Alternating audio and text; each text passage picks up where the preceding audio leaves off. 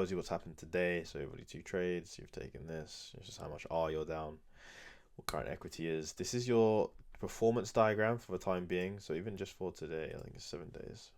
Today's Monday. So this is just showing you performance for today based on things. So you haven't won your stop, that's great. 100% pass rate. Requires stop loss. I think that was one time today, that didn't go. Concurrent positions, that's adhered to. Risk per trade. It seems like you are over at some point. What else do we have going on here? Trades per day.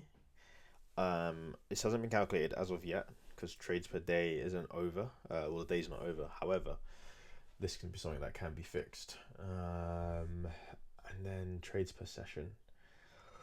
Let me check the trades per day quickly. Criteria. 2. So that should be right.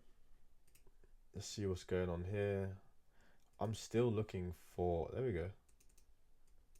So I would enter this again. I'd let me go for the place trade, and I'll go for a short here, please. On my Bitcoin. So short right there. Oh, probably bring that risk down, slab.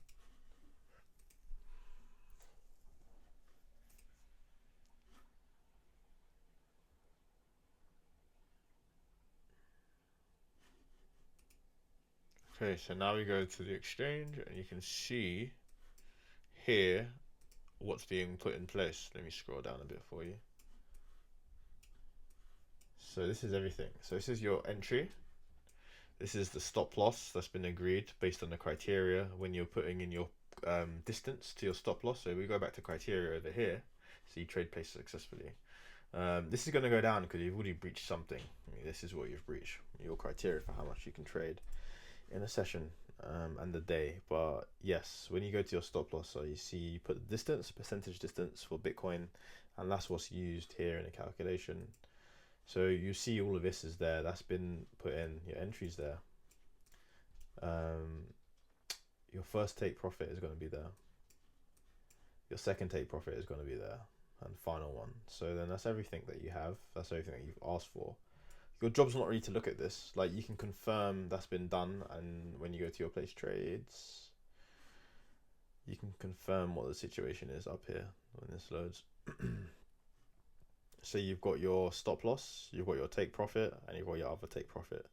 So that's fine. Now you just walk away. You don't do anything. When your trade is done, and I'm going to put a lock on here, so when you do violate this, as a human being, you probably will, it gets locked. You don't need to be looking at P&L and worrying and trying to jump in and try and making back the trades again. You just want to with the platform. So as you can see, we're taking take profit, or we're nearing take profit. If I go back to the platform, place trades, you'll see loading, orders, stop loss. Oh, it looks like a take profit has already disappeared. So there we go. We've already had a take profit disappear there. And what happens is that shows you you've already hit something, so it just removes any confusion, and you know you've got one partial left and one partial down at that stage, right? So that's good. And you can see, I think here, you can see we've been filled. Pause. Big pause. But yeah, you can see we got filled here.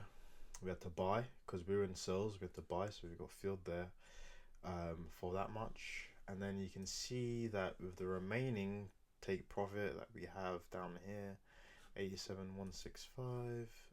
So yeah, that's how that looks on the platform, guys. So now you know. 11, 18.